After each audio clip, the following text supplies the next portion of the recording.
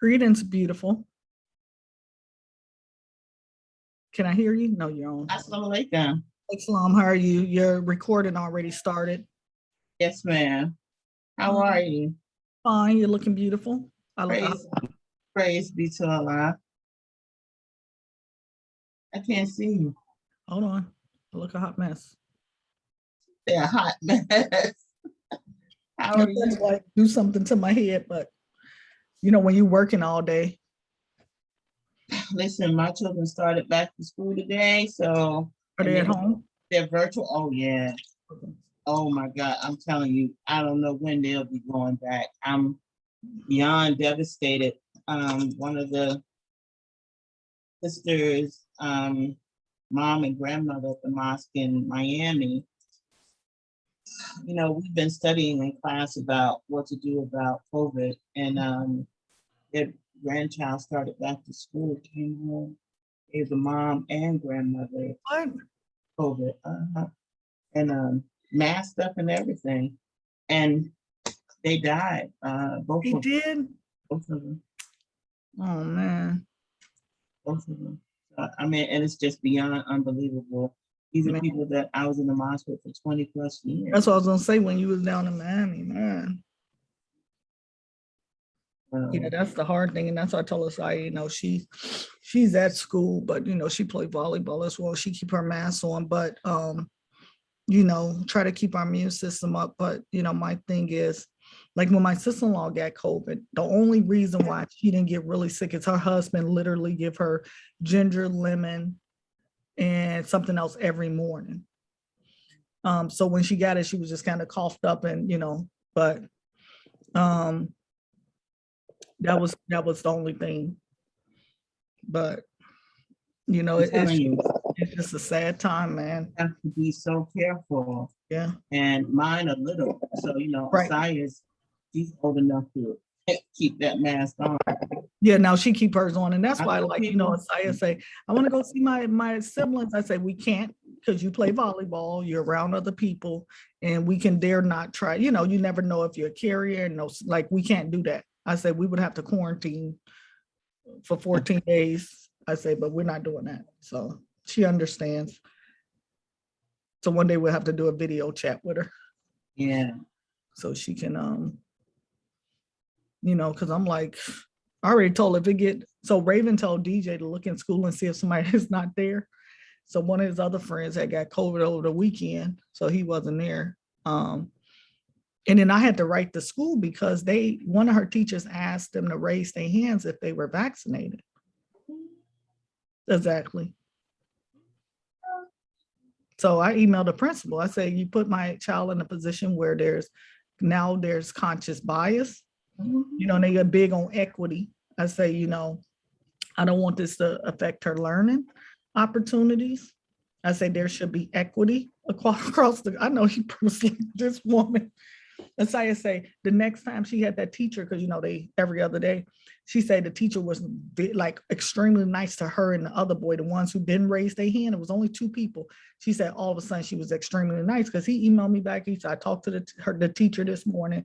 He said, you know, I can guarantee you this not going to affect her learning opportunities. Because I'm like, you don't know me. Like Asaya told me that I was already emailing. I was like, no. And I told Asaya, now if it gets bad out here, you will be at home. They have the K through 12 free homeschool program. You will be doing that. Yeah, this is like now, let me tell you, I was going to send mine to summer. But they're younger. Yeah. Yeah, I wanted to do a ninja camp for the boys and gymnastics for men on Saturday. They go through all these protocols. So I'm like, my husband was like, you didn't talk to me about that. Talk to you about that. Like, no, they're not doing it. They're not doing that. This is happening, that's happening. Oh, and thank you for accepting that invitation. And then my friend Crystal, she's so excited. And but then she want to put you in front of this other lady where, you know, you can get paid to do your speaking and stuff like that. So we're trying to open up some different doors. So your team said they're gonna post on they're gonna post it on your page, it's open to other people.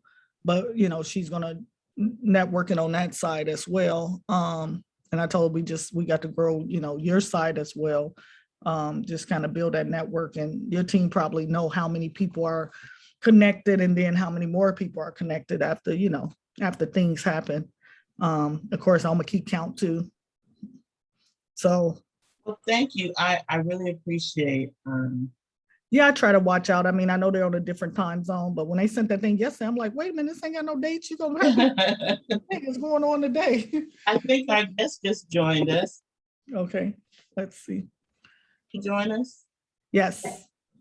Okay. Hello, How hello. are you? How are you? Good evening. Good evening. Doing very well. How are you? Good. How do I pronounce your name? Eno. Eno is fine. Eno. Okay. Yes. So it's really, really nice to meet you. We're so excited. I'm Melissa Muhammad, and this is Robin Bakar. Robin is our technical guru. So she's going to take us through the steps to make sure that we're seen and heard. Awesome. Awesome. Nice to be here. Thank you so much for having me. So you want to get started? Robin? Can you give me host? And Okay. it's not 7:30 yet. Right. But I wanted to. Yeah, give me host so you won't have to let people in. I must have came under your last pass thing. Like, where's my name?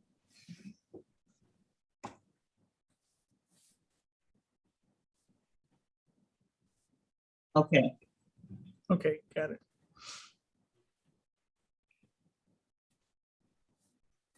So we're sitting in the cameras, all of that stuff properly. Oh, you're muted. Yes.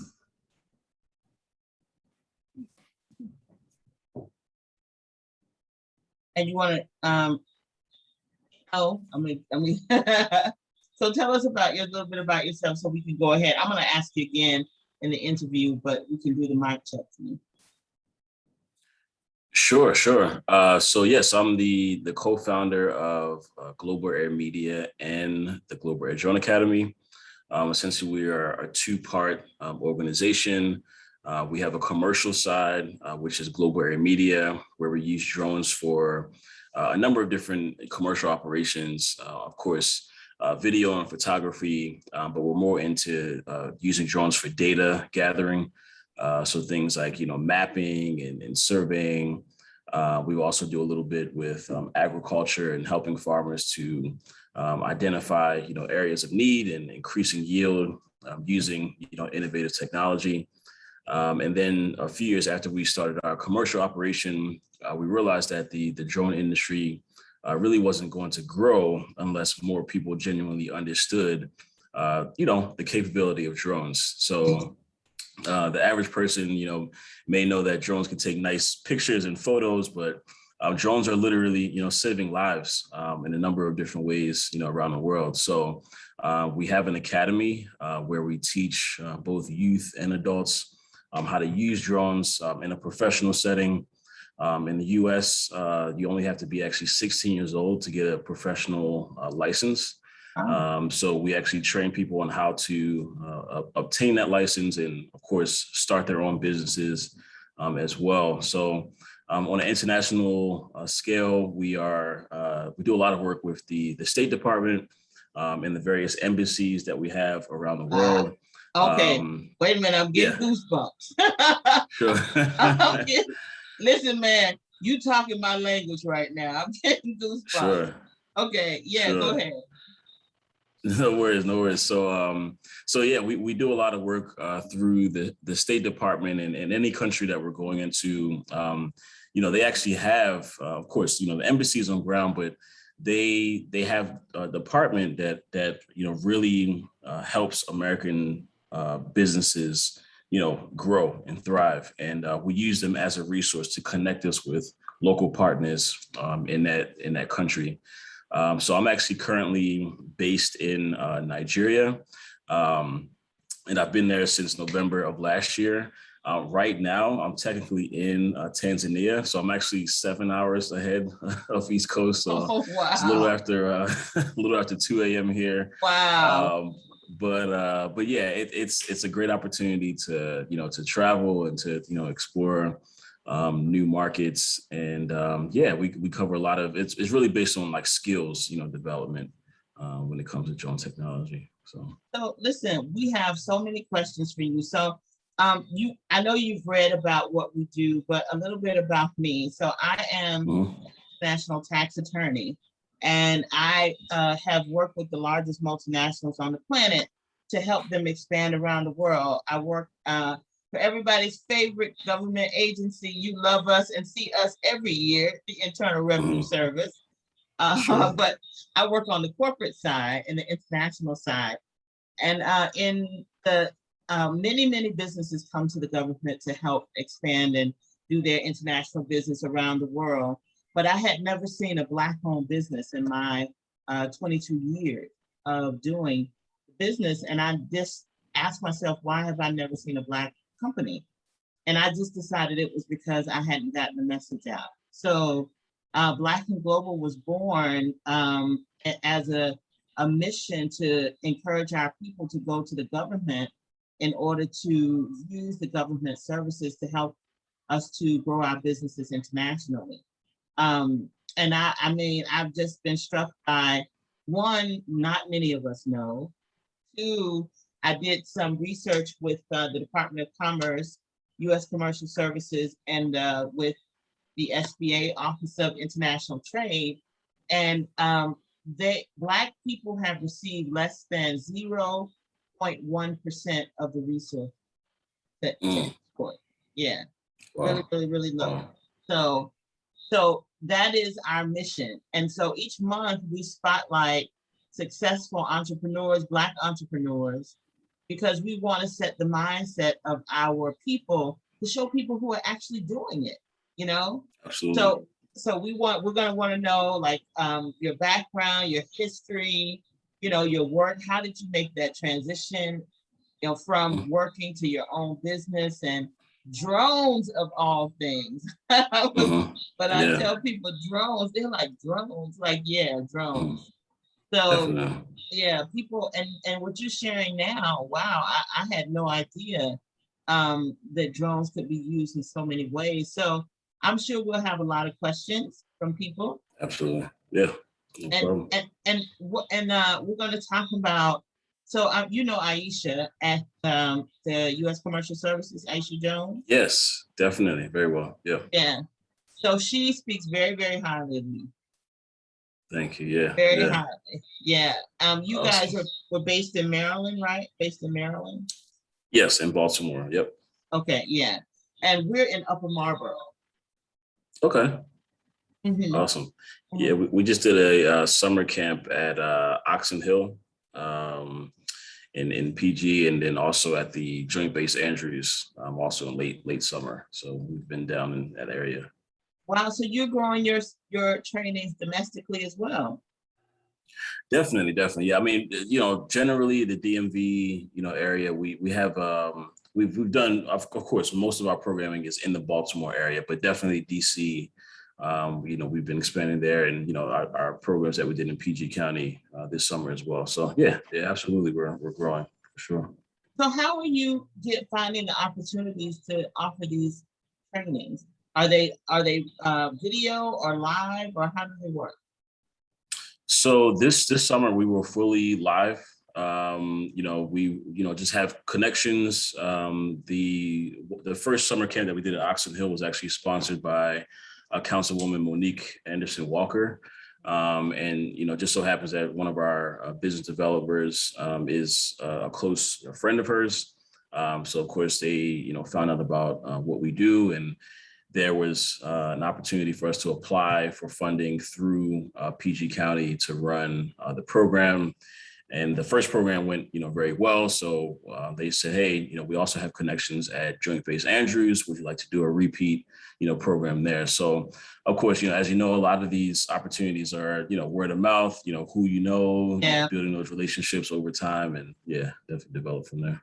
Yeah, that's one of the things that we stress at Black and Global is networking, right? You have to, and that's one of the things we're going to talk about tonight too, the importance of building a network and moving away from doing it all by myself. Exactly. Exactly. So, very important. Very important. And you have a partner that you formed the business with? Yes, yes. So Austin Brown is my co-founder, my partner. We actually went to high school together some years ago, and soon after we, just kept in touch. And around 2015 is when we decided to start the business. So. Okay, so you're 6 years old. Yes, yes. Officially this summer we turned 6. So. Okay. Yeah. So what did you do before your business before 2015? So I was actually into project management, construction. My father had a construction firm before he actually moved back to Nigeria. He's a Nigerian, by birth, and then he came over to the States and met my mother, who was from Baltimore. And yeah, from there he started his own company. So that was really where I got a lot of my, entrepreneurship training and, the ups and downs and the persistence it takes to run a business. So I actually worked, during the summer for him from high school. And when I was finished college, of course, that opportunity was sitting there, for me. But right around the time where, it was around at the 2008, the economic, downturn, his business really took, a lot of hits. And, from there up until about, I would say 2012, it was really kind of a plateau, as far as, his business, opportunities. And he did a lot of, government contracting. So that's actually how I got my experience learning how to bid on jobs, how to put proposals together. And that experience actually gave me the confidence to go into business. For myself. So that's really how I got my pedigree. Yeah. That is awesome. Tell me, how do I pronounce your last name phonetically? Umoh. Umoh. Yes. Umoh. So N-O Umoh. I want to make sure. I want to make sure that I get that right. Okay. So yeah, that's awesome having that type of experience with your dad. And so and then you transition from his business to global media. Oh, it's global air. Okay. Yep. So Global Air Media is the commercial arm, and then we have the Global Air Drone Academy as our nonprofit arm. Yep. So we have about 9 minutes. So while we're saying that, we are structured in a similar way. So we have the business side where what we're doing is we are helping businesses actually go through the process of exporting. So we're doing the legwork for them. So we work with the State Commerce Department, the U.S. Commercial Services, SBDC International. We work with them on doing international business development. And then we also have a nonprofit where we do trainings and to actually educate people on the process and that type of thing. So it's encouraging to hear that you did the business side and the nonprofit side. Yeah. I think it's very important. Just for the sake of balance, when it comes to, different opportunities. And it's been a lot of times where we actually lead in, with our social impact, our NGO arm. And that, of course, leads to opportunities in itself as well. So, yeah, I think it's very important to kind of have those two pillars down starting any business for sure. Do you know any other Black companies like yours in the drone business?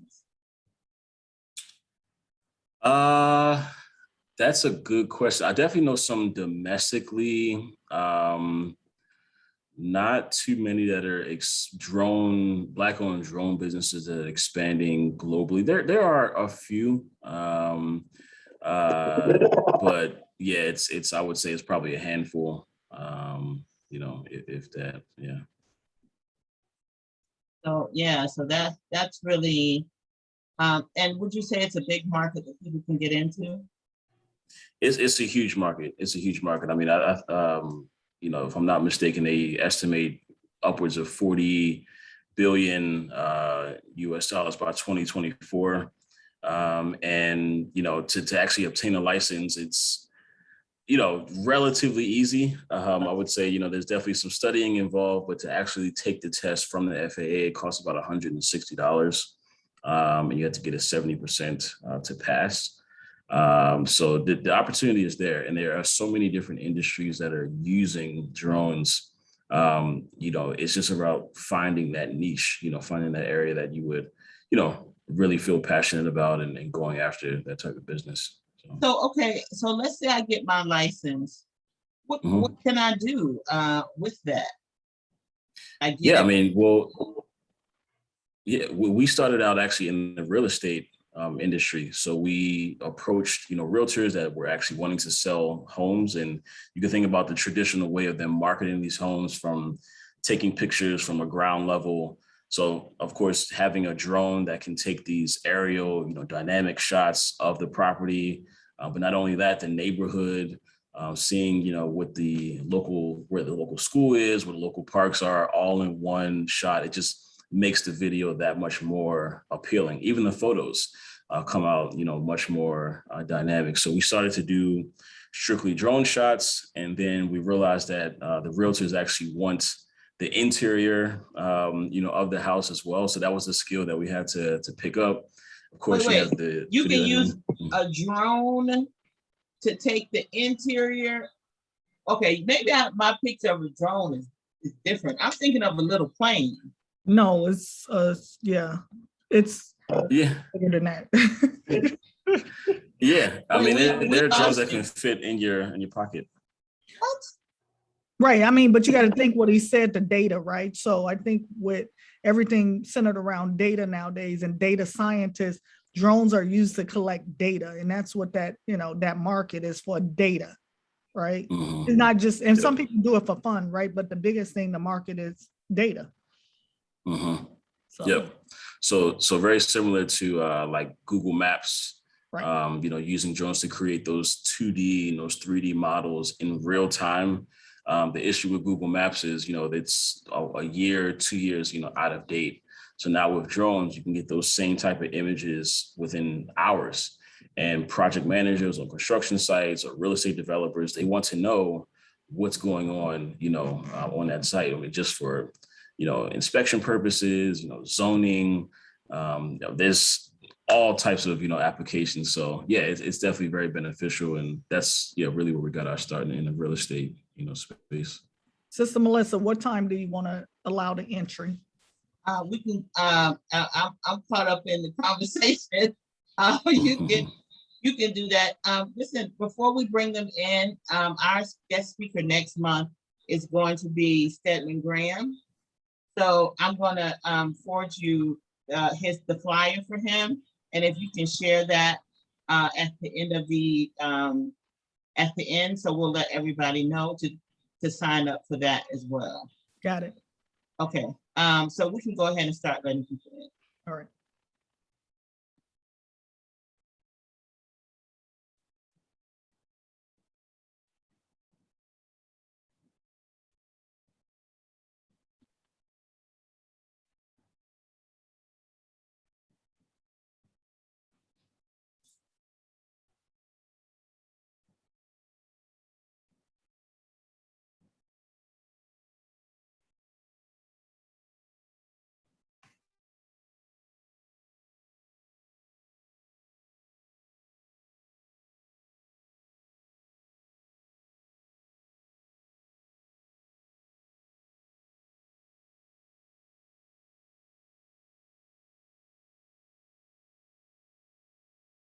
Welcome everyone. We're gonna wait. It's 7:27, and we're gonna wait for everyone to come on in, and we'll get started at 7:30.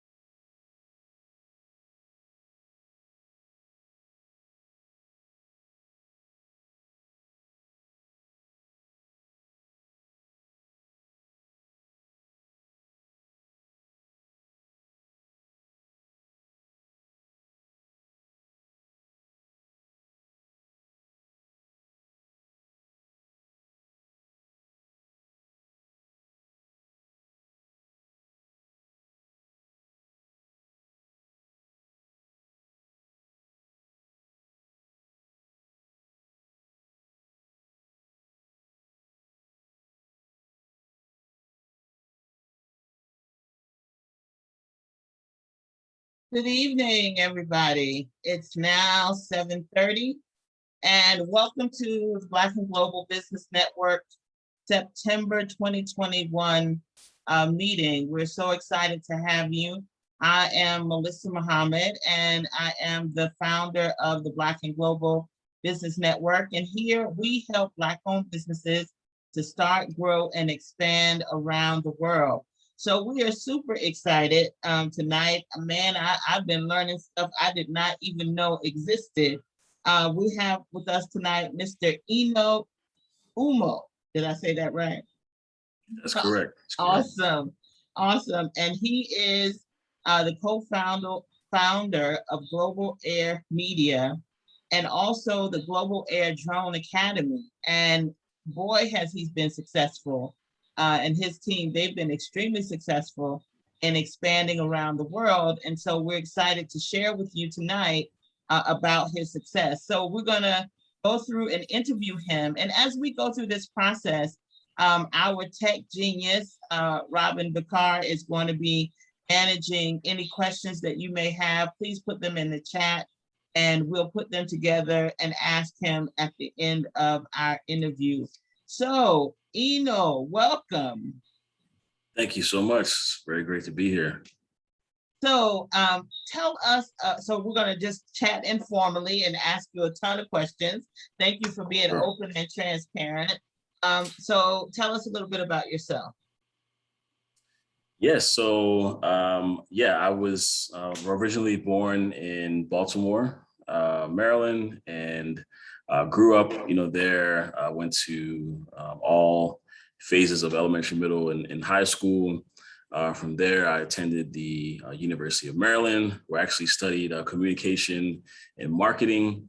And after college, I actually started to work for my father, who had a small construction, project management firm. And that's really where I got my, entrepreneurship, pedigree, working for him, during the summers. And then, once I finished at school, I started to work for him full time. So I really got the ins and outs of what it takes to run a business. And, it's not always, bright days. There are some challenges that go with it as well. So he's actually Nigerian. And after a certain amount of years, and especially after the economic downturn around the 2008, 2009 era, he really started to think about what's next. And eventually he decided to retire the business. And at the time, to be honest, he was doing a lot of construction related work, but it was also dealing with like hazardous materials, asbestos and lead and mold removal. So even though that was a good business to be in, to be honest, at my young age, I didn't really know if that was what I wanted to do for the rest of my life. So I just was always been curious, always been sort of entrepreneurial, looking into different, ventures. And around the 2014, 2015 timeframe, I started to hear more and more about drone technology. And my father actually did a really good job of, introducing me to my culture, my home, which is Nigeria. And it was actually on a trip in 2015 where I saw a drone being used in a professional setting, actually to film a large, outdoor event. So after I saw it used, and it was really just a fascinating, piece of technology. Even more so that someone's actually being paid, to use that technology. So was that in Nigeria or in the U.S.? That was in Nigeria. That was in when Nigeria. I first saw the drone. Okay. Exactly. Right. Exactly. Wow. Yeah. So once I saw that, I said, the drones is something I really, need to look into, and the rest is kind of history from there. So. Okay. So take us back a little bit. So first of all, tell us, where are you right now? Where are you living right now? So I'm living in Nigeria, in Lagos, but technically right now I'm in Dar es Salaam in Tanzania, which is about 7 hours ahead of East Coast. So it's a little late here, but happy to be joining you all. What time is it there? It's 2:35 in the morning. Wow, in the morning. Listen, we appreciate you. We appreciate you giving back. No So, worries. but Global Air Media is based where? We're based in Baltimore. That's where our headquarters is, in Baltimore. Okay, you're based in Baltimore. Okay. Mhm. So awesome. So you had your dad as a model for you for entrepreneurship, which is awesome. And so now take us, did you work anywhere else other than for your father? No, I think that's another interesting fact, about me. I've actually never had to, technically, I guess, apply for a conventional jobs. So I've always had that, experience, and I'm obviously very blessed to have that. But yeah, I've always been on the entrepreneurship, path from a young age. Yeah. So that's a beautiful, because that's a legacy, right? That's the goal that we work for, so that our children don't necessarily have to ask someone else for a job, that you can build a business or Exactly. give them an inheritance of how to build their own business. So that's beautiful. Exactly. So take us now. So the economic crisis has happened. You don't want to be in the asbestos. So take us to 2015. So you saw the drone, and did you ever have any experience in drone technology prior to that? No, not at all. I would say, it was really just the curiosity of seeing this, fascinating technology. I've always been into tech. And previously, I had dreams of being a pilot, as well, as a young age. So I think, seeing the drone used, and really what got me is I actually saw a YouTube video that someone shot of Baltimore. And they had all these different, scenes. And I said, wow, I mean, this is just incredible technology. And the way that it was edited, that's what really, that drew me in. And I actually had a friend when I was visiting Nigeria. He had mentioned, just using drone technology. He was a construction project manager as well. So, just a combination of hearing it and seeing it in action, that's what really kind of drew my attention, to it. And what's interesting, is that you said communication and marketing were your focus. So yeah, and now you're running a global media business, but focused on drone technology, learning something completely new. Not afraid to try something that was not in your wheelhouse before. Now that's brave.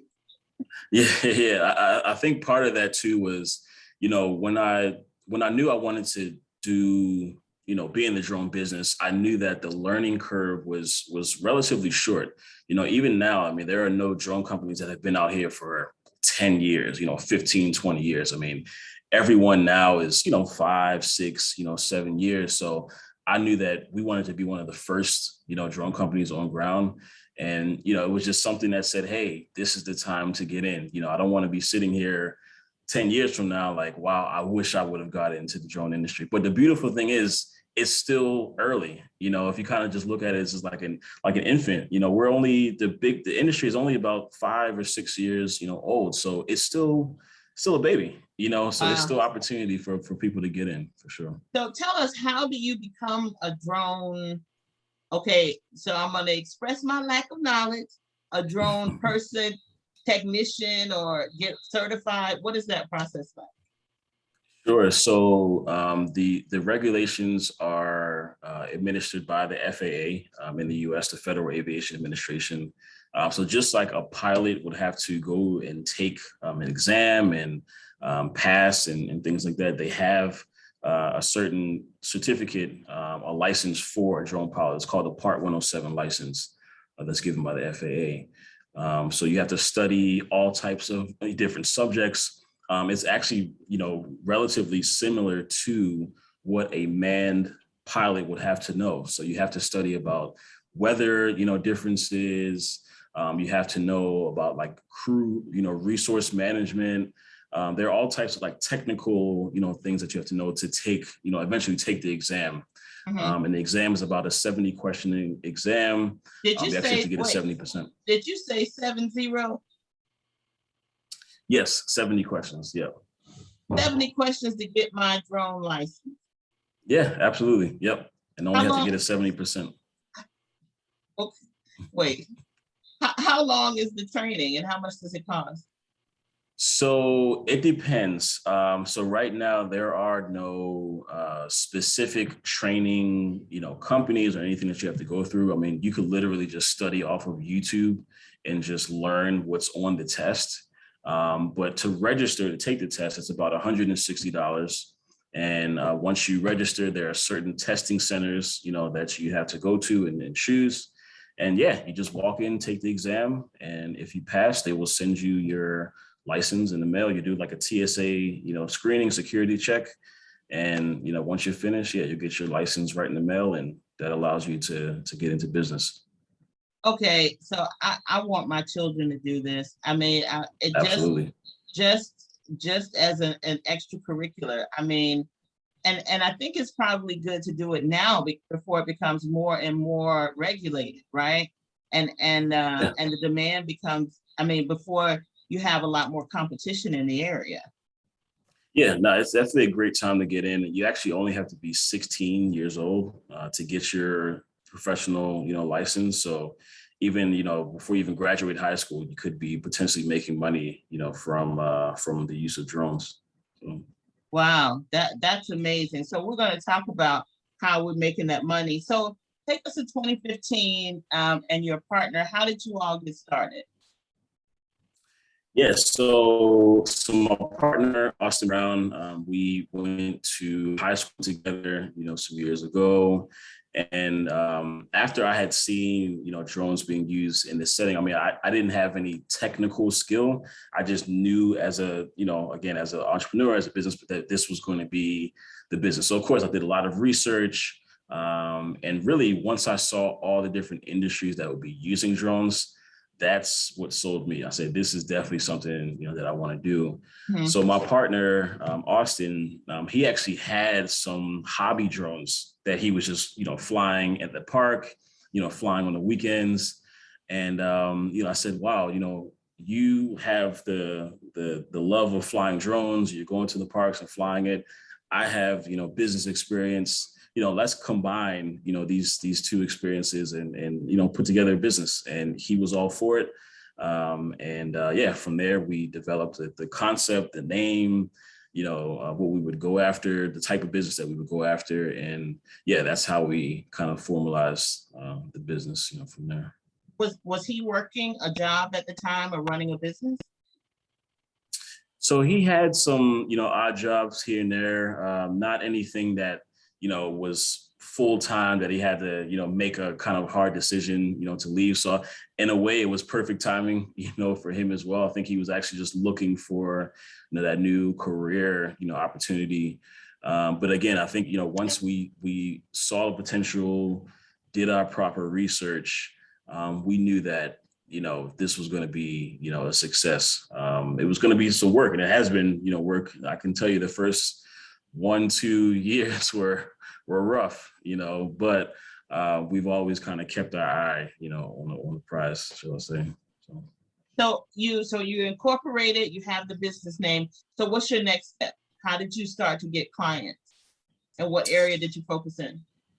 Yeah. So wow. So so we focused on real estate. That was our first, venture, and it was really just, what as they say, guerrilla marketing. I mean, I remember in the beginning, I was literally, going to places like Craigslist and finding, realtors that were looking for drone shots. I would just literally just go to the search bar and just type drone, and you would see, oh, I need drone shots of this place, or looking for aerials of this location. So of course, we kept it within like the DMV area, but I would just literally just email them, our profile, either email them our website and say, hey, we can come out and do this for you. And eventually, we got some hits. We got a few contracts, and that's literally it, how we started to grow, from there. And what was rough about the first 1 or 2 years? So I think every business, goes through it. I mean, it's you really don't have, the clients to sustain this grand, lifestyle that you think, it is. And, you know, I'm sure, you know, we all have stories of people that, you know, get into something and they think, you know, I'm going to make so much money, so much, you know, so quick. And then it's like, once you don't make that money, you know, it's, are you going to stick through it, or are you Yeah. going to, Yep. yeah, are you going to kind of give up? But again, I think we always had that vision that this was always going to be something big. And, you know, thank God we've been able to stick through it, you know, over the years. So. You know, I really appreciate that transparency. I think that it's really important as people build businesses that we understand that there's nothing easy, you know, and that ease is not a mentality that's going to work if you're going to have a sustainable business. You have to be willing to ride the roller coaster. You go through the agitation and the frustration to build that strong foundation. I think that's essential. Exactly. Yes, that's essential. So then 1-2 years you start to get your contracts. You mentioned you saw a lot of industries that drones are used in. Share some of the industries that you have seen drones used in. Yeah, so you know, the real estate again was sort of like that low hanging fruit, you know, for us. But you know, early on, we knew that there was going to be a lot of competition, especially when it comes to just using drones for video and photo. Now, you know, by all means, if that's an area that you want to focus on, if you're naturally like a photographer, or you're into like the entertainment, you know, field and want to use drones for just visual purposes, that's totally fine. But we knew that we needed to separate ourselves in a way from the influx of drone companies that were going to come through. Because, you know, at the end of the day, anyone can go to Amazon, buy a drone, you know, take it up 100, 200 feet in the air and take some photos. I mean, yes, it involves some skill, but there's a lot of people doing that. So what we did was actually segue a little bit to more data gathering.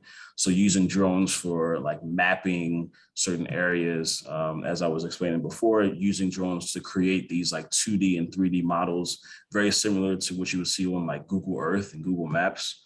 So using drones for that, and you can target like construction site managers, you know, real estate developers. But drones are being used also in places like, you know, agriculture, you know, to help farmers identify, you know, areas of weakness much quicker. You can use drones for utility, you know, inspections, you know, solar panel, roof inspections. I'm sure we all heard of, you know, the delivery network. Amazon, you know, has had made some announcements in the past couple of years about that. But there are, you know, Wait, more companies now. Is that really going to happen? Delivering with drones?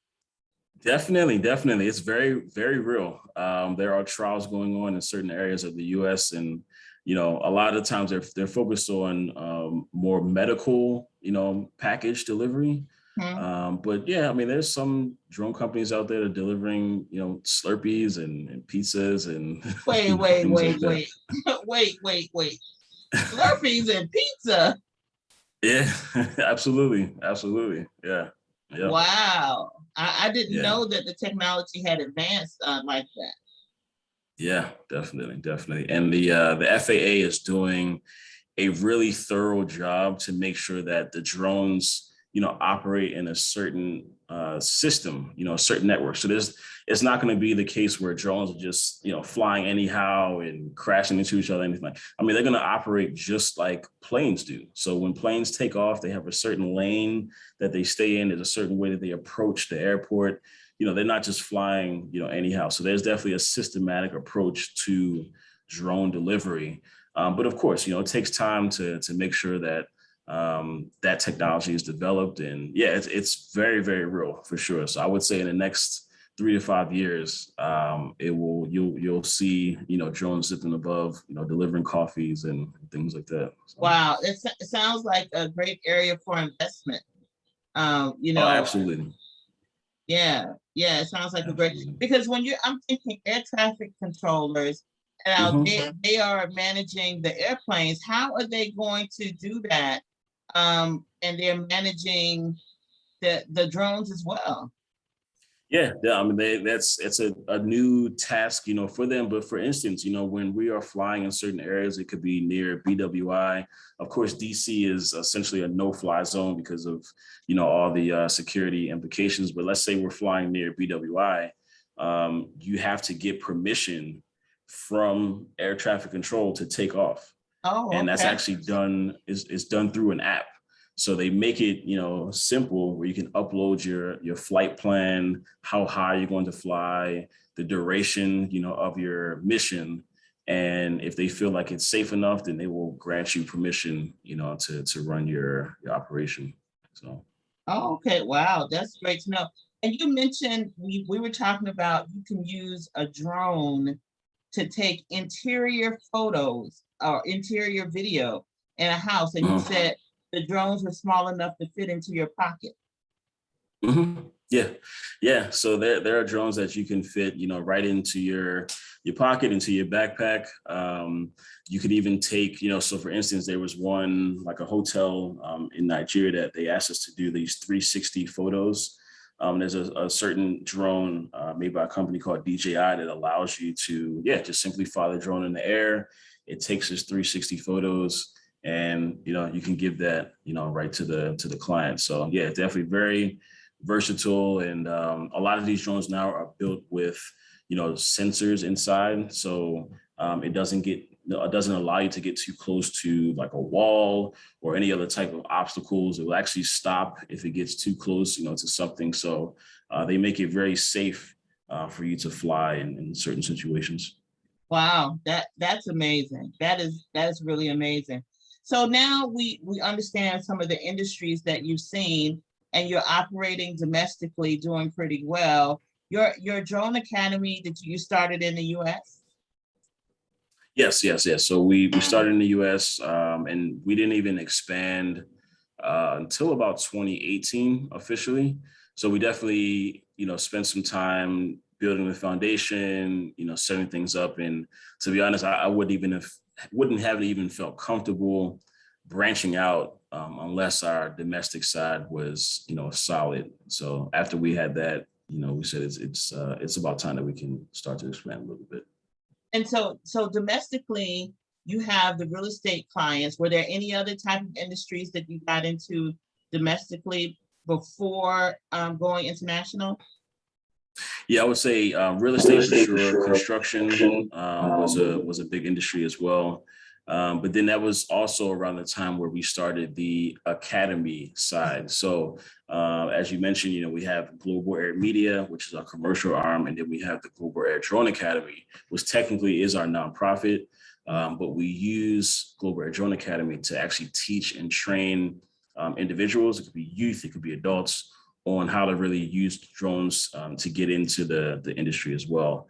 And funny enough, over the years, that has actually taken over our primary, source of revenue at the end of the day, to being able to teach and educate people. There's such a huge, need for that. So we definitely still have our commercial arm, but the need for training education is far more greater, that we've seen.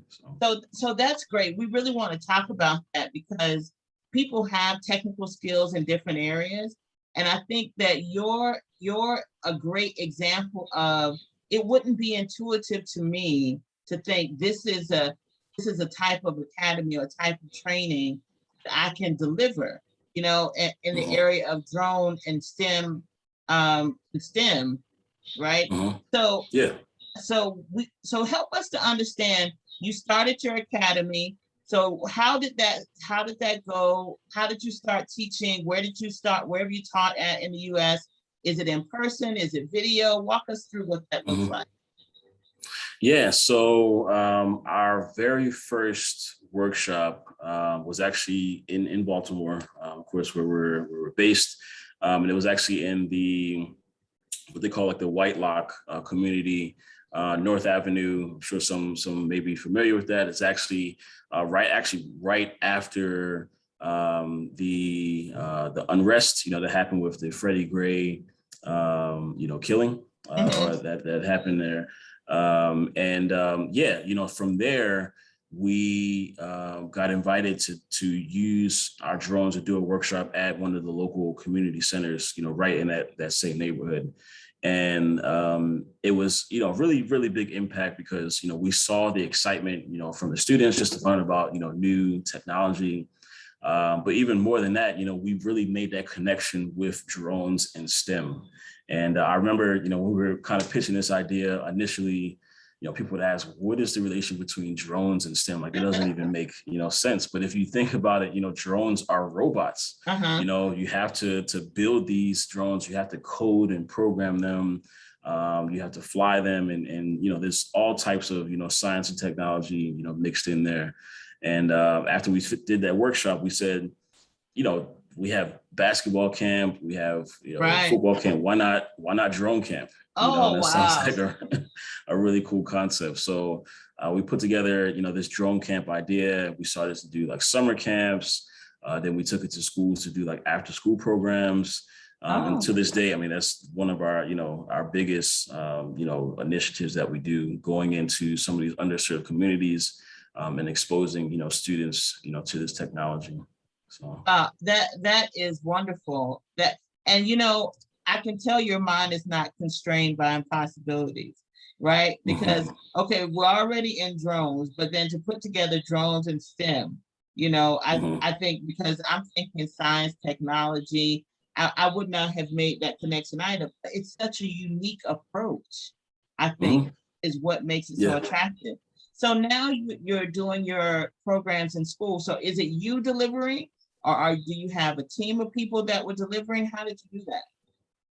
Yeah, so initially, it was Austin and I. We were, hitting the ground and going out to these different schools, and we were the initial instructors. But of course, when you're growing a business, you can't do everything. And eventually, yes, we had to hire instructors, to actually go out and deliver the class while we were working on proposals and going out for other meetings and just really trying to develop, the business. So having instructors, that can go out to these schools is definitely been something that we've had, from the very beginning. But yeah, initially it was us, in the classroom, developing, curriculum that could be used by other, teachers as well. And again, we just focused on, how specifically can drones be used to teach STEAM. So, one of the things that we always say, it's bigger than drones.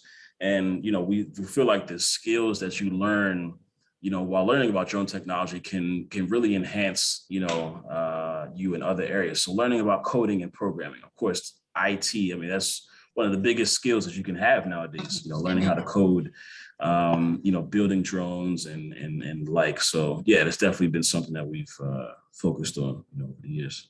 And I'm hearing you say that when you're designing your curriculum, you started with the idea of someone else teaching, because if you're designing it for teachers to teach and for someone else to teach, as opposed to you being the primary deliverer of the product, that's a different approach and a different mindset. And I'm going to actually, because we at Black and Global, we do training, but I'm going to take that mindset from you and design and look at what we train on from the perspective of someone else delivering it, because it's your baby. Of course. Yeah. I'm not going to say it was easy to kind of let go of that angle. And of course, I mean, I love being in the classroom and interacting with the students and flying with them and showing off, some of the drones. But at the end of the day, we have to develop the business, and there's only so many hours in the day. And I can't be, going to this location, that location, and then expect, the business to grow. So that's definitely something that we've focused on over the years. How do we, establish our roles as executives, and then also, having, our team, our staff, that can help grow, the company as well. So it's very, very important that you identify, how you can focus on growing the business while your day-to-day activities can be run by, your other team members. Yeah. I'm very grateful for our team at Black and Global. I think that they are awesome. So you also shared that you've done projects in Prince George's County, which is where we're located. So share those trainings that you've done and for your academy as well? Yeah, so this summer we had two pretty big programs that were actually sponsored by PG County government, and specifically spearheaded by Councilwoman Monique Anderson Walker. So we did one of our first drone camps at Oxon Hill High School. We had about 60, close to 60 students that came actually for a series of 4 Saturdays, 4 weekends. And each of them came out. We have this product, shall we say, called a Drone Camp in a Box, where essentially, and this is actually was our answer to COVID and all the restrictions that were for meeting in person. So we actually put together everything that a student would get at our camp, an actual drone, a small, flyable drone, an activity guide, t-shirt, lanyard, a pen, some cones that you can, use to do your flight maneuvers. And we put that all in a box. And last summer we would send it out, to different parents. And, after that, they were able to join in virtually with one of our instructors. Wow.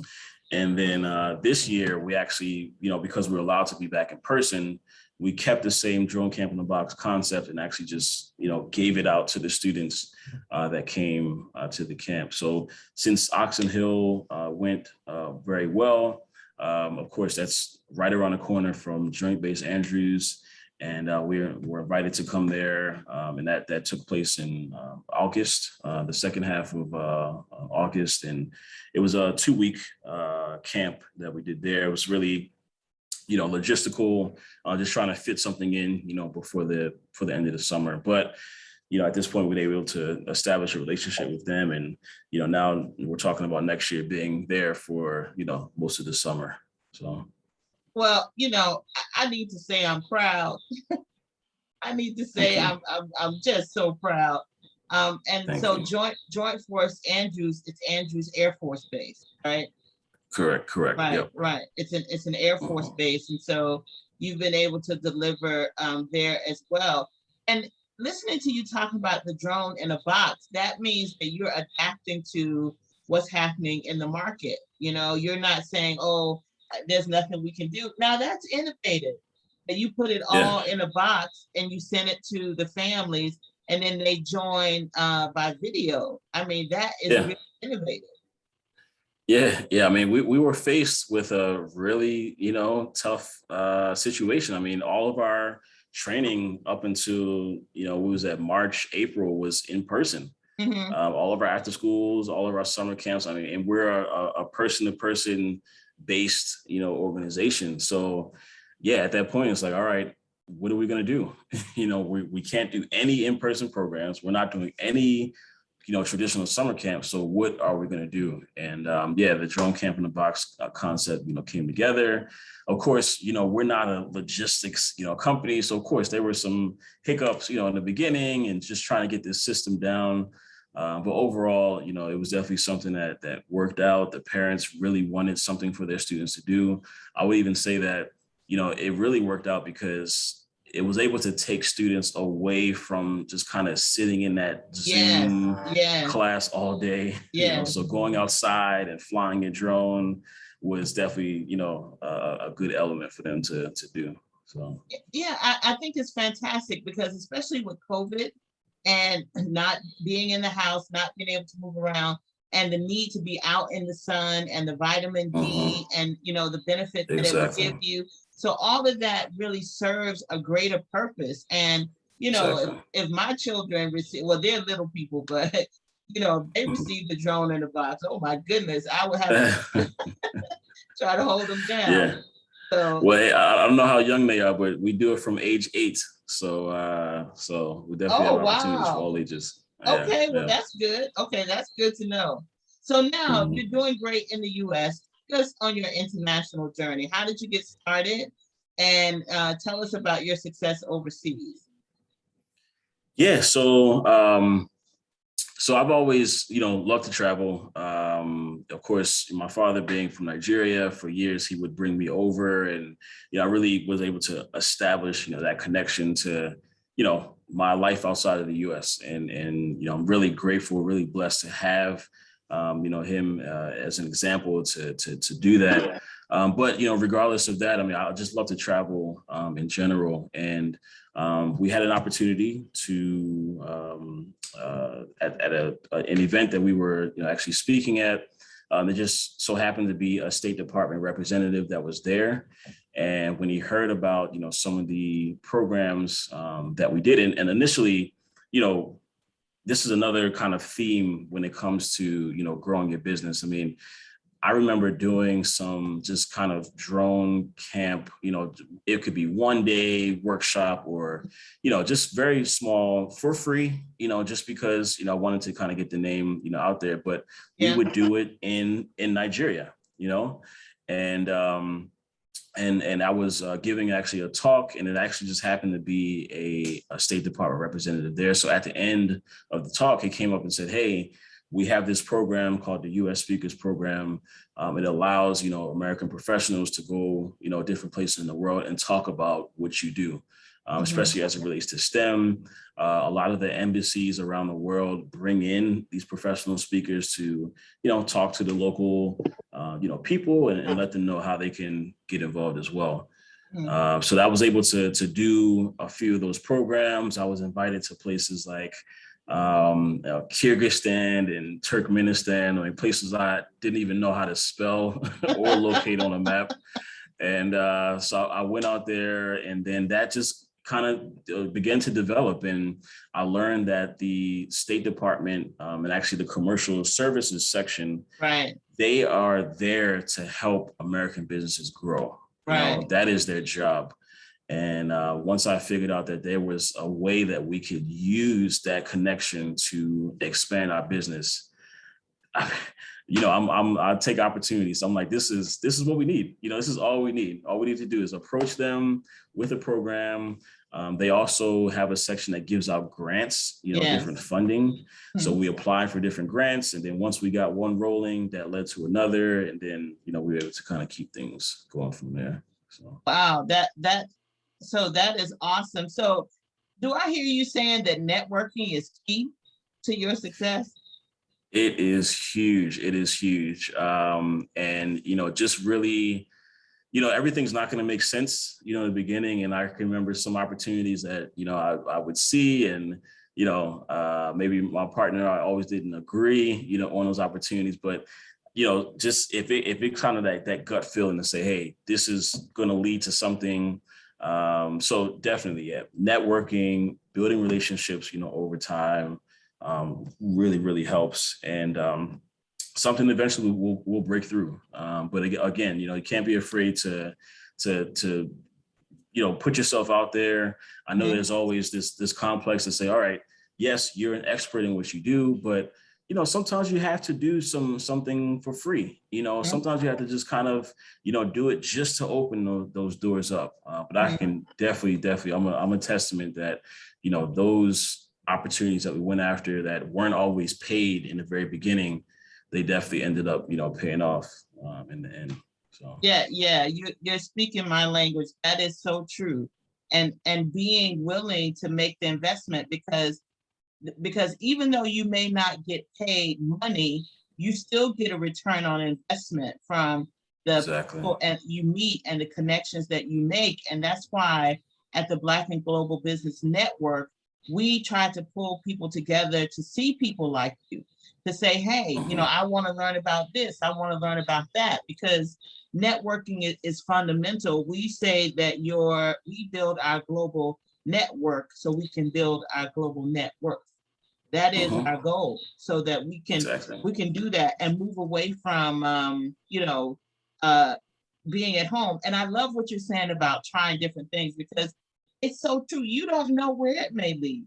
You have no idea of who may be sitting there in the audience, or who you may connect with. So and a lot of times when I don't even know, like I spoke at this event a few months back in the summertime, and she asked me, so what's your fee?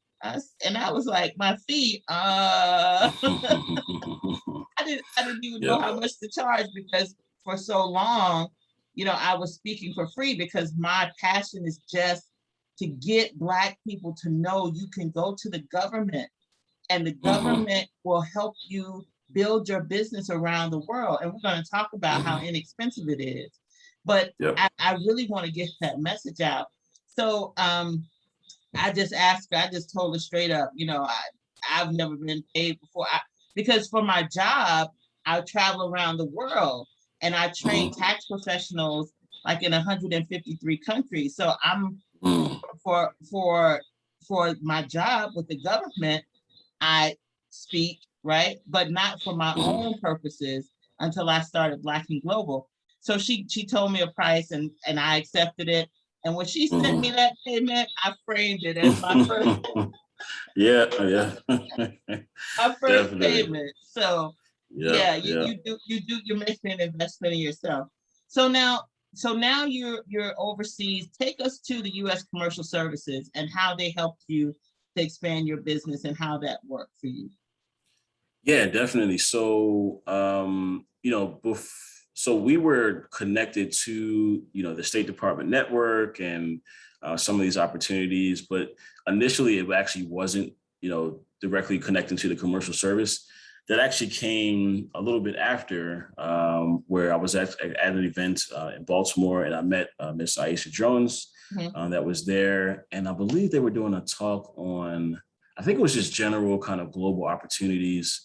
But then there was one opportunity in particular, I think it was a trip to Zambia, where they were putting together like a Maryland kind of delegation of sorts, to go and explore, business opportunities, there. And they have a program called the Gold Key program. Right.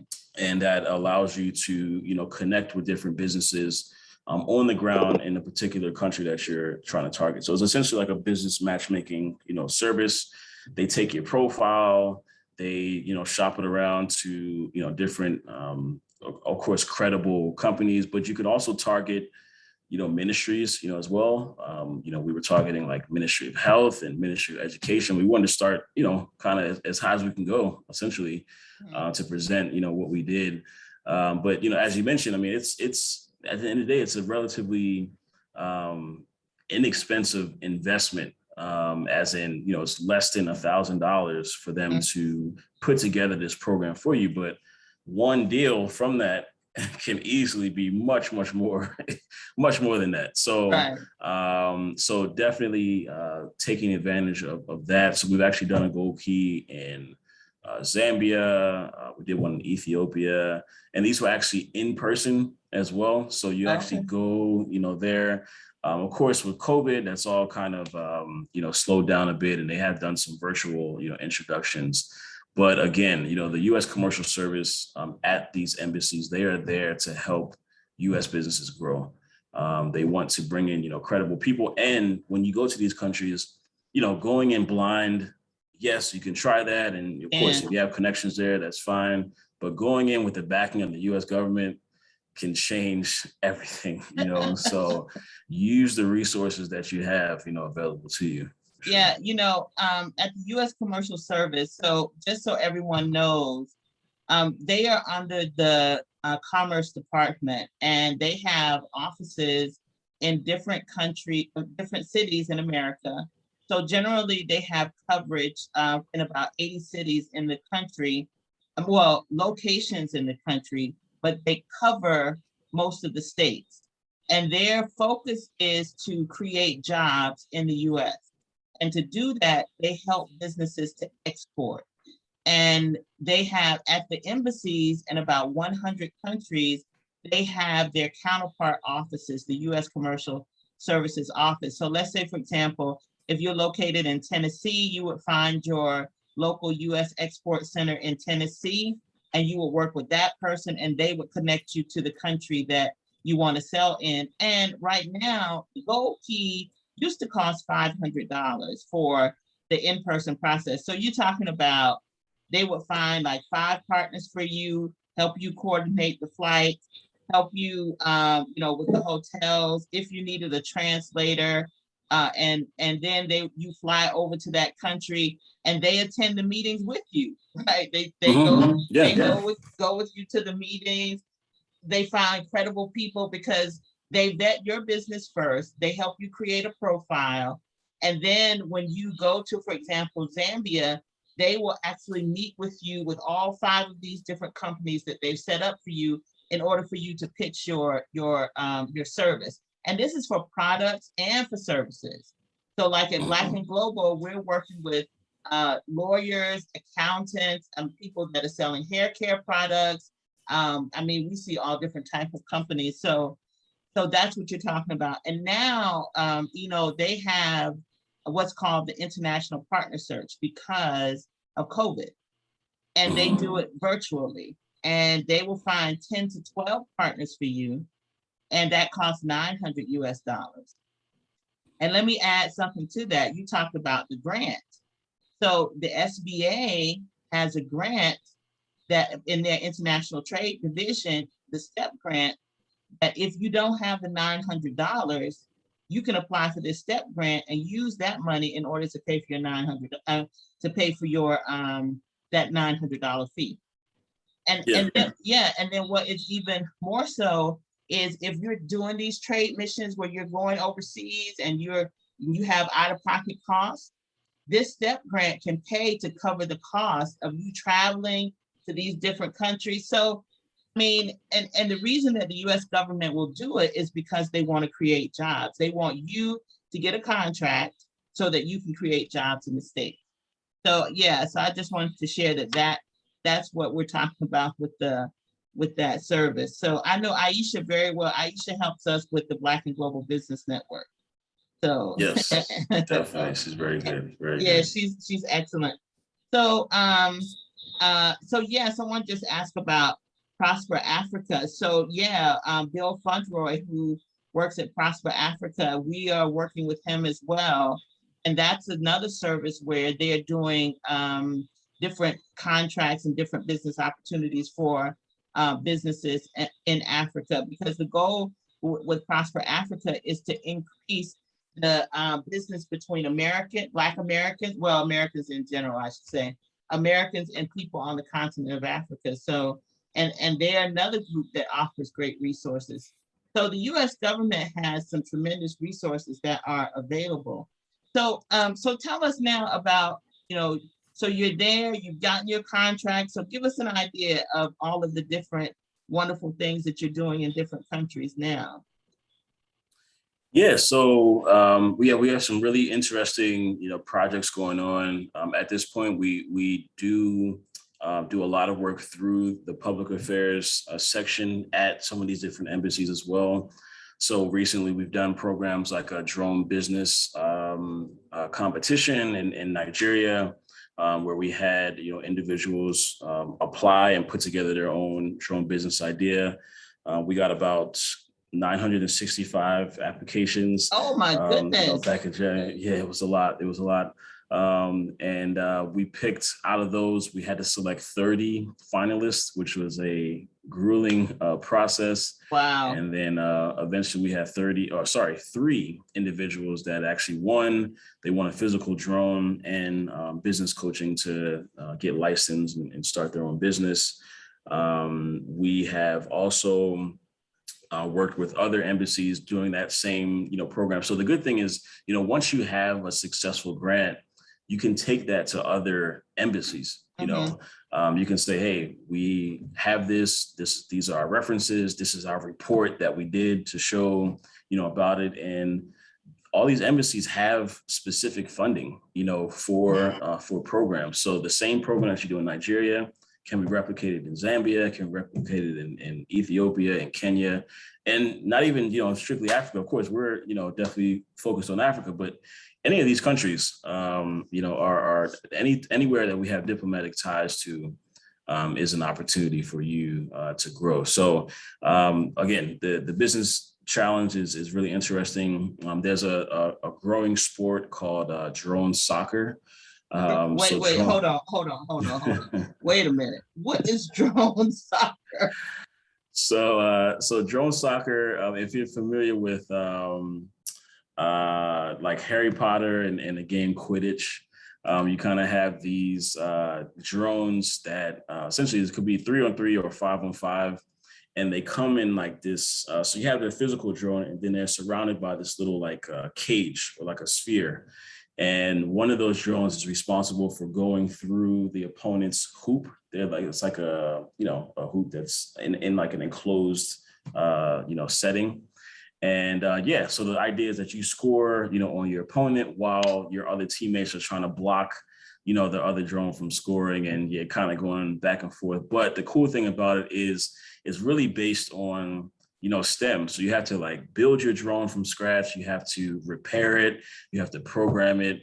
So it really takes students through that entire process. Even between rounds, you know, your drone can be damaged. So you have to work as your team to like repair it and get ready, you know, for the next round. So we're actually running the first ever drone soccer tournament in Nigeria in January. And you know, we're excited about it, and definitely bringing it to Africa. So you really get an opportunity to do some cool programming, and you know, as long as it fits into those embassies' priorities, they will give you funding, you know, for your project for sure. Oh my goodness, you have some innovative things that you're doing. Yeah, definitely. I mean, that is so innovative. So we're coming up on 8:30, so we're going to ask a couple more questions before we open up the floor for questions. So this the idea that you're talking about with getting grants at these embassies. So what were the steps that you took to do that? Was there a request for funding that was out there that you applied for and you submitted your proposal to? Definitely. So it's a pretty formal, you know, process. It's very transparent. So each embassy has certain periods of the year where they put out, you know, the notice of funding, and you know, they say these are our priority areas. So it could be, you know, we want programs that deal with, you know, youth empowerment. They even, you know, can go as far as, you know, fashion entrepreneurship. It can be a wide range, you know, of things. But of course, you know, thinking from a U.S. diplomatic perspective, anything that, you know, encourages, you know, community, you know, kind of that relationship building with that particular country, you know, and a lot of times it's you know, some more political, you know, type of programming, but a lot of times it's, hey, give us a project that deals with STEM, and of course we fall, you know, right into that category. So any embassy, I mean, you could go look up U.S. Embassy in Madagascar, and you can see when they have their next round of funding, and you just go apply, you know, for the grant.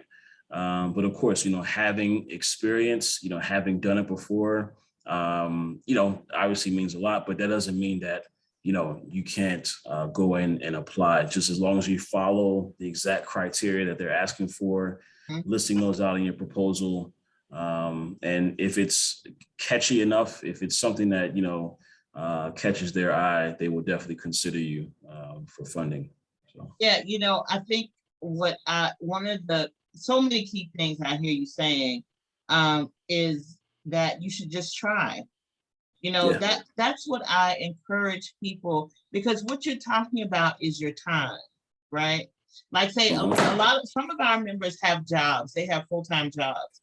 And so we at the Black and Global Business Network, there are 5 pillars that we have to being working with us if we are going to do the legwork for you to help you to expand. So one of them is that you keep your full-time job or your business that you're doing currently, because expanding internationally is not a short-term game. You know, it's not something that you do overnight, right? We'll tell businesses 12 to 36 months for your first contract, because it depends on your maturity in the market. And then the second one is allocating 5 hours a week. You know, we ask everyone, did we lose you? I think we lost you. Oh, no, sorry. I'm going to grab my laptop charger. Oh, okay. No problem. So while you're doing that, let's go ahead and get our questions ready. So I think, so Angela Tenson, oh, great. I'm glad you're enjoying that. The Prosper Africa, get your questions ready. All right, so Does anyone, as we're getting ready, does anyone have any questions as he gets his charger for his laptop? I have a question. Okay, so that's Chantal. How are Yes. you? I'm doing great. I'm so sorry that I could attend at a later notice because I was having another activity where they were talking about, I think soon we're gonna have how to do business with the US Department of State. And I would like to know if I can ask Mr. Umoh to attend that specific workshop that I will give information to. Right now, there is a project they call PADI, is Prosper Africa Trade and Investment initiative. It's going to take effect in the fall. During the US Africa Business Summit organized by the Corporate Council of Africa last July, they announced that they wanted to empower small business, mostly women-owned business, small business. And for the first time, the African diaspora, that I'm one of them.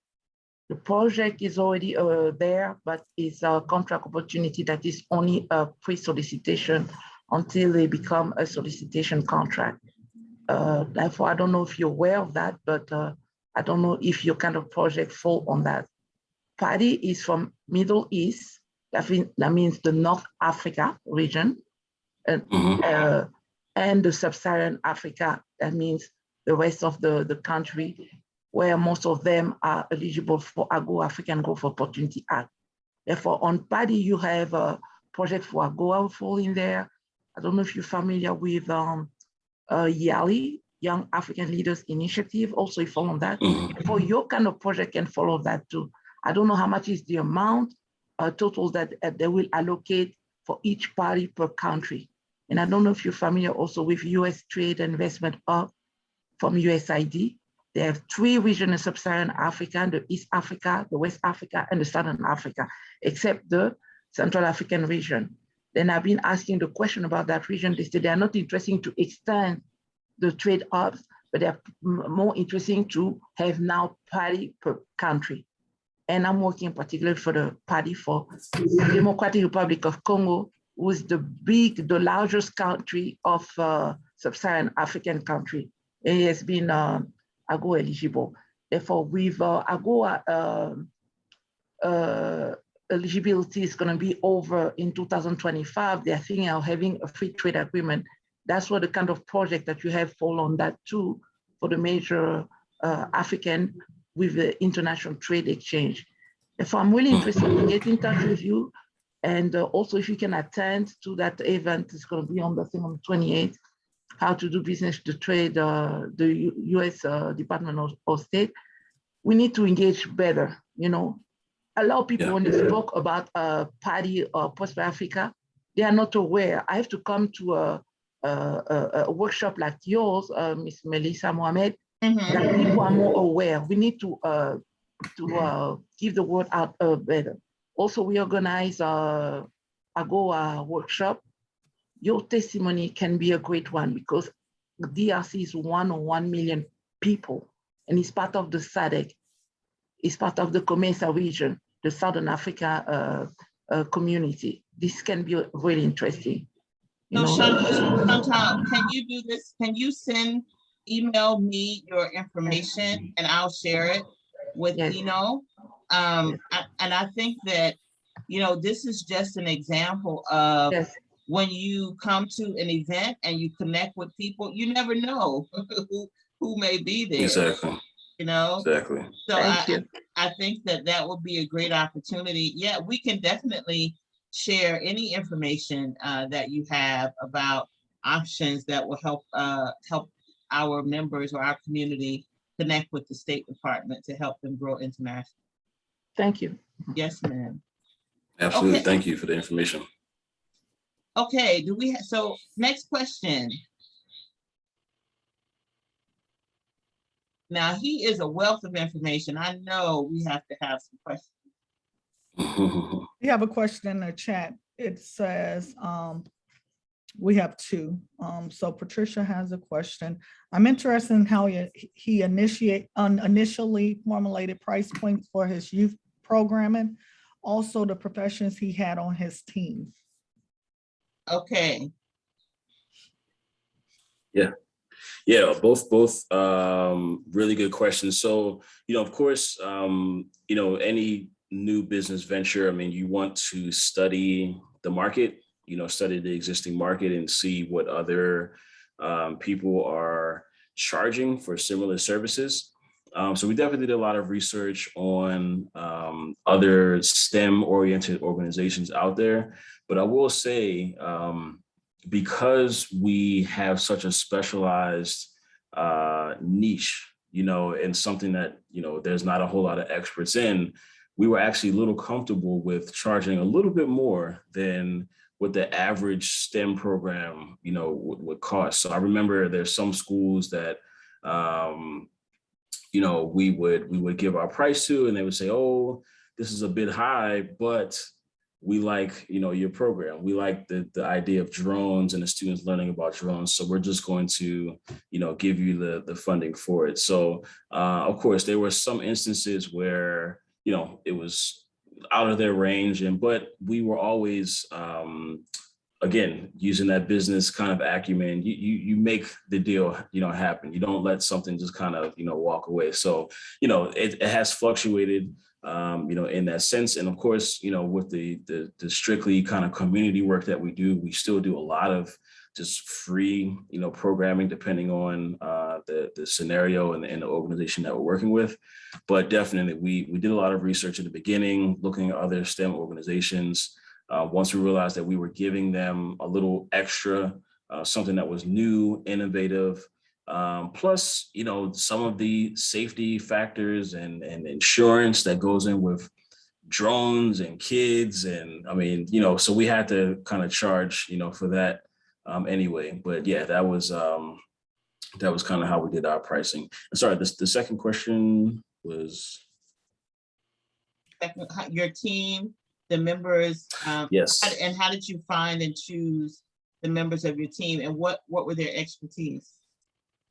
Yeah, definitely. So, again, my, I come from, I guess, technically my school pedigree was, the communication and marketing, and the drones were just, really something I was just so passionate about. I just wanted to learn, as much as I could.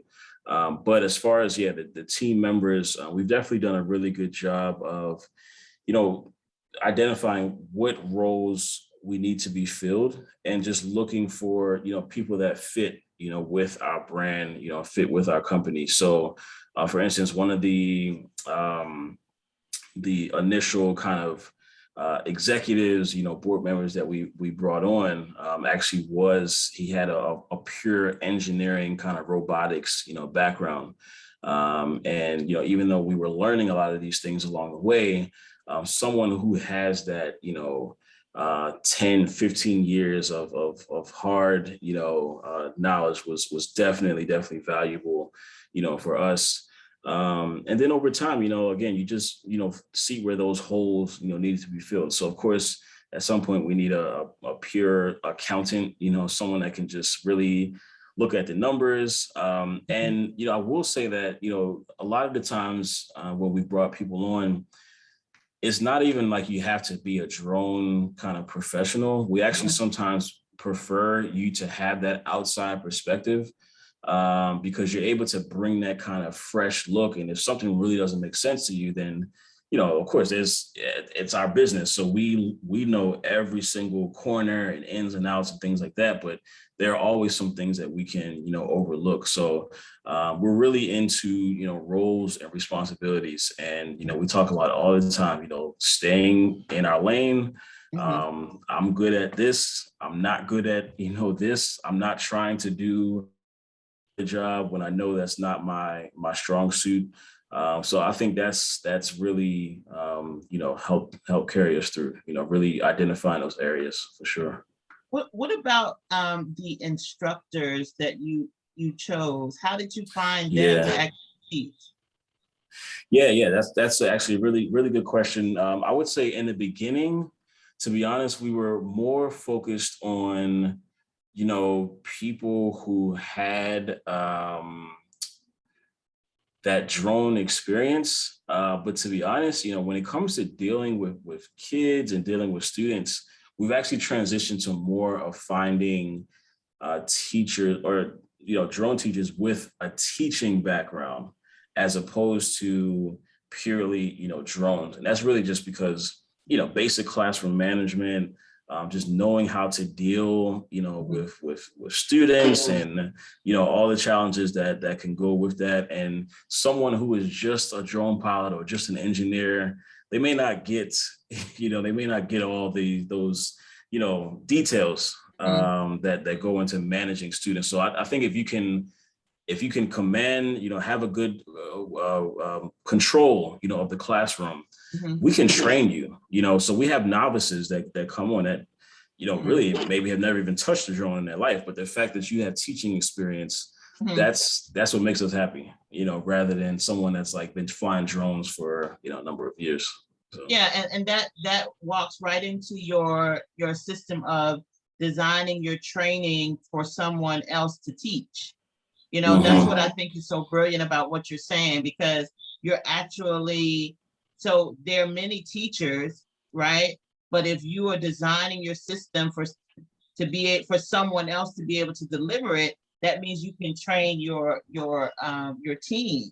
So, and walk us through, my understanding is you all were able to expand into schools in Africa. How were you able to do that? And tell us about that process. Yeah, so at the end of the day, I mean, we're not reinventing the wheel, even though there are specific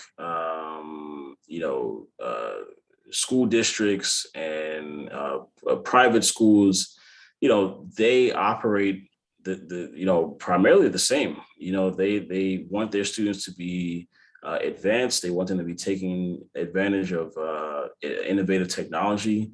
So it's and we're in a unique situation because, when we approach schools, it's not a hard sell. If you say drones, you say STEM, it's just, yeah, why would you not want that, at your school? So, it is relatively easy to at least get the ear, of these schools.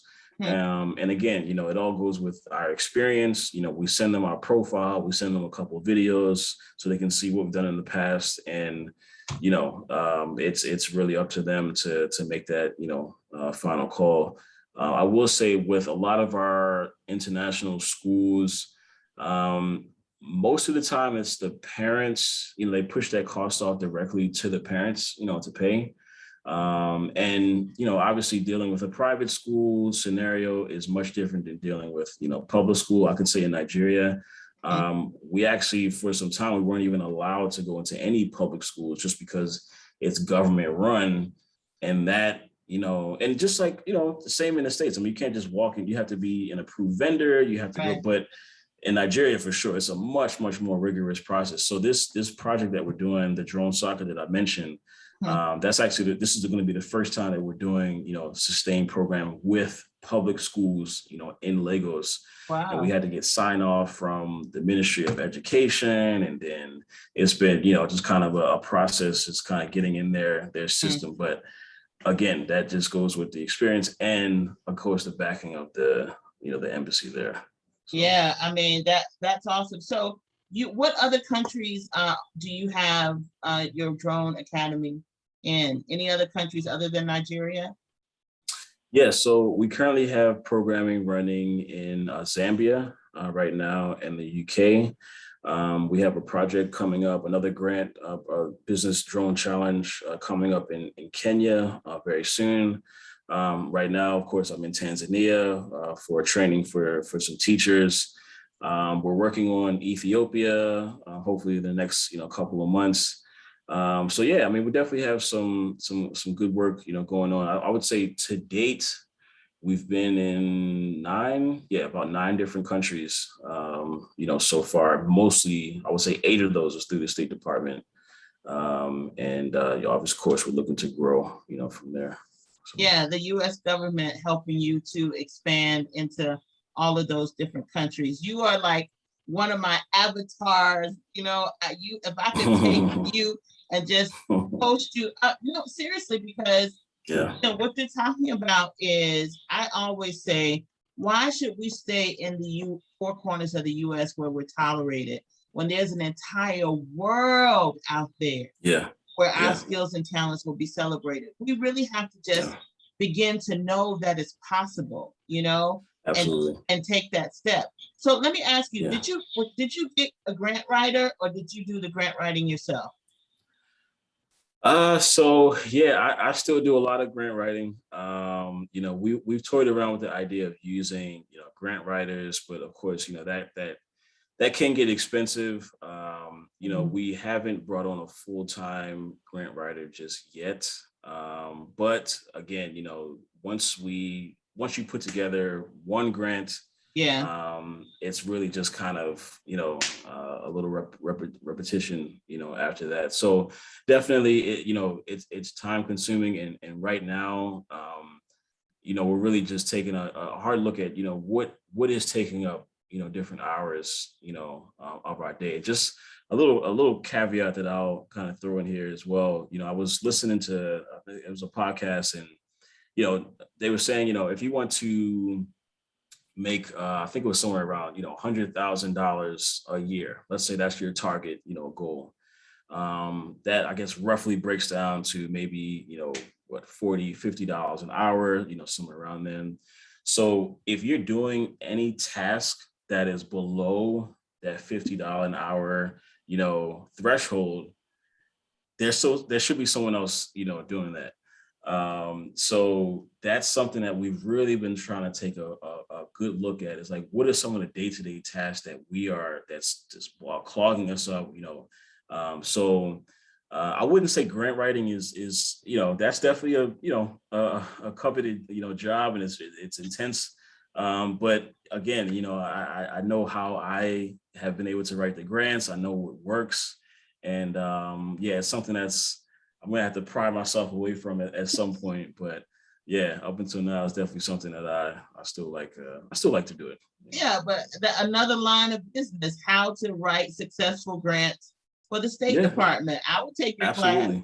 I would take it. Sure, absolutely, definitely. I would definitely take it. Okay, so we're getting ready to wrap up. A couple more questions. Angela asked, have you seen this done successfully with services that aren't as concrete as your STEM product? Yeah. So, I mean, to be honest, we've primarily been service-based up until like the drone camp in the box, idea, so that is something that we are, strategically trying to become more product-based, at the end of the day. So we're working on, like ready-made curriculum that we can just sell directly to schools, because, of course, there's no way that we can cover every school, out there. I mean, it's just impossible. As many people as we hire, it's, there's going to be too many schools, to do that. So how do we create curriculum that we can just sell, directly to schools? But in the beginning, it's very service-based. We would physically be going out, again, myself and my co-founder and, other instructors that we would hire. So it was definitely service-based, but we've now, we're in that transition phase where we can, make it much more, product-based. So definitely the blueprint is out there. But I would say for sure, if you're in the beginning phases of any venture, definitely think about that product, that product that you can sell, something that's gonna, while you're sleeping, will be, overnight. You wake up and you say, wow, we have 25, 30, 100 more sales. That's kind of what you want to get to. Yeah. And I've seen quite a few services, like say, for example, the US exports over $1 billion in educational services a year around the world. I mean, when I tell you that if you see the types of services. This is why I would ask people just to try, like selling karate services as an example. You know, creating a class where you are the instructor is teaching karate and teaching karate.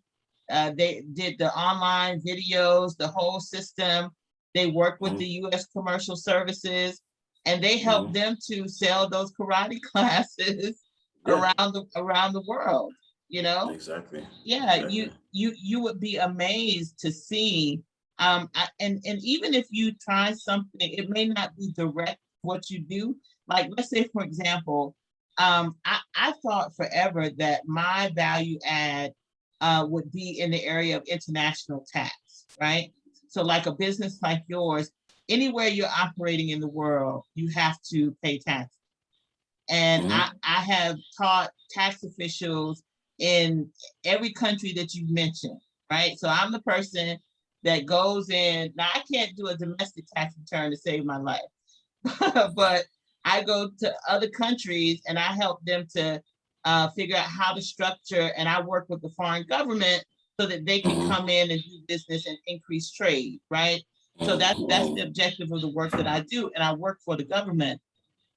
So I thought that my value add would be to represent companies doing that.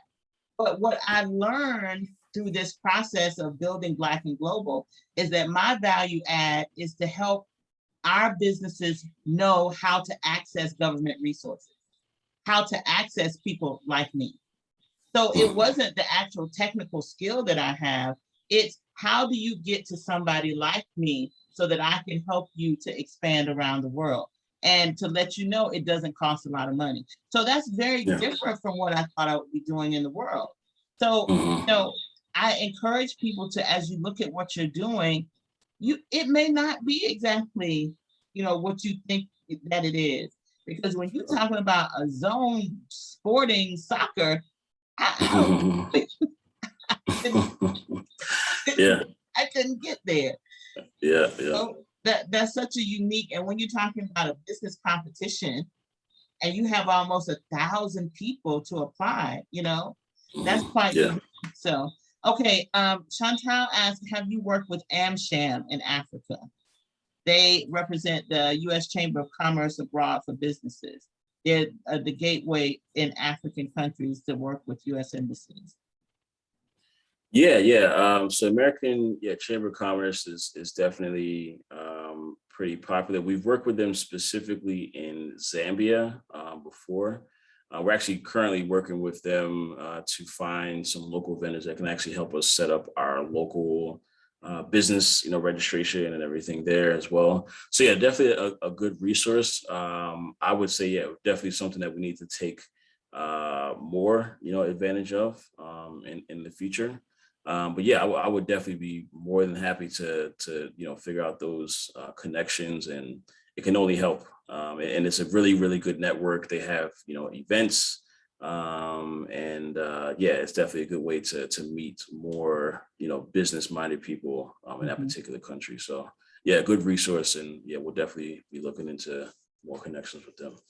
Awesome. And the other thing I think is important to note is that even if you think I don't have a business or my business is just not that old, but you've done this business for 10, 15, 20 years, you have the professional experience, that is business experience. So you can package yourself like, and Ina was talking about U.S. professionals and the U.S. speaker program and how they look for people with expertise to share their expertise around the world. So let's say that you're a teacher and your expertise is how to control a classroom, as an example. You know how many kabillions you could make teaching that around the world. I mean, that's what I mean by it's not you actually teaching, right? You're not delivering the technical skill that you have, but you're solving a problem. And that's the big thing I think that we need to learn to focus on. Because if you taught people a translatable skill set of how to control a classroom, that is something every school in the world would be interested in, that type of product. Yeah, so Definitely. that's great. Okay, so Chantel talks about Amsham DRC Congo is in the US right now. Okay, and then Patricia says, the more this information is shared, the more we will grow into this space. I see international services. The platform is helping me realize the truth of the vision. Awesome. I have been given. Just for that is wonderful. That is wonderful. That part, solve a problem. Yeah. So listen, I mean, it's 8:50. This has been a wonderful conversation. You've given me so many ideas for Black and Global. I'm like, okay, Black and Global in a box. I'll be Yeah, export in a definitely. box.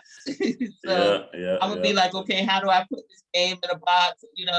Yeah, I thought about exactly. creating a board game for our children on learning how to export because it's their minds that we're really Mhm. interested in.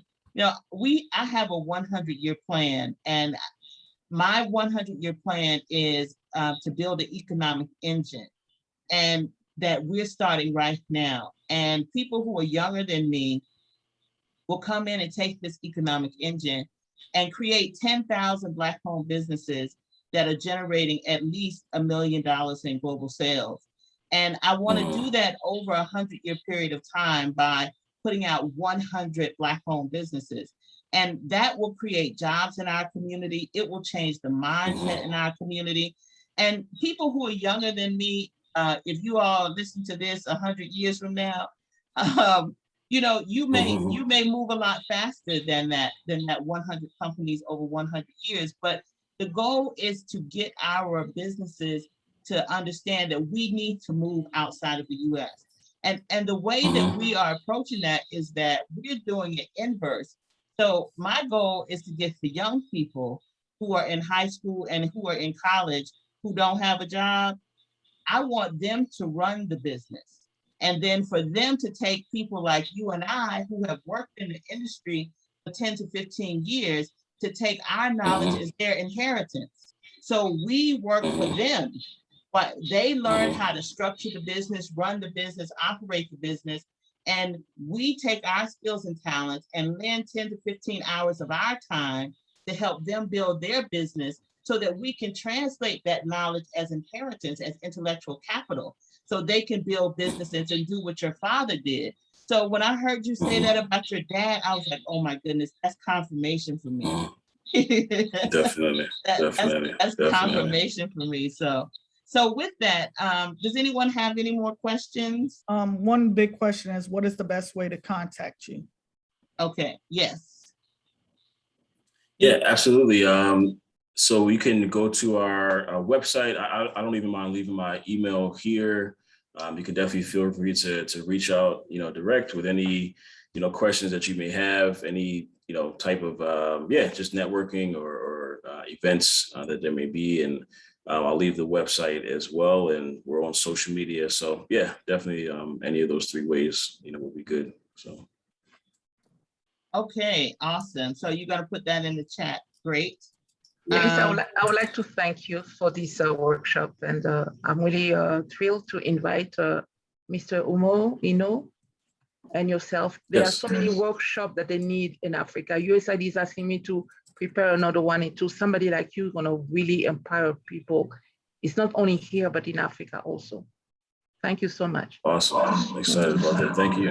That is awesome. So we also wanted to share as we get ready to close. You've done a fantastic job. Thank you so very much for sharing this information, being transparent, for the work that you're doing, for the sacrifice that you're doing, and for the no limit thinking that you have. Thank you. I mean, it really stretches us, and it's actually a great promo to our October meeting. And we're going to be joined by Mr. Stedman Graham in October.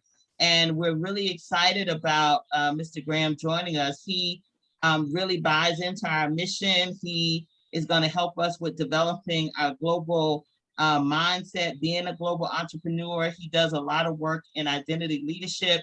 And let me tell you, I tell people all the time, I am a little country girl from Oakfield, Georgia. It's 200 Mhm. people in my country town, and 190 of them are my cousins.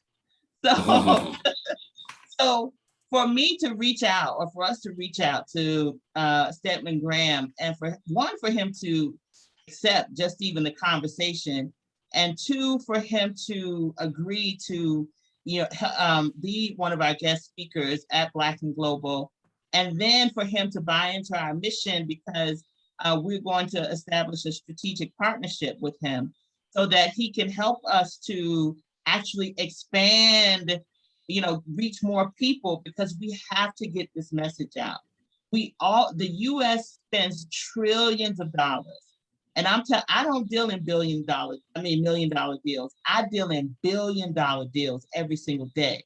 And I never see us, and I'm just determined for us to get this information. You may not do anything with it, but I'm just going to deliver the message so that at least that you know.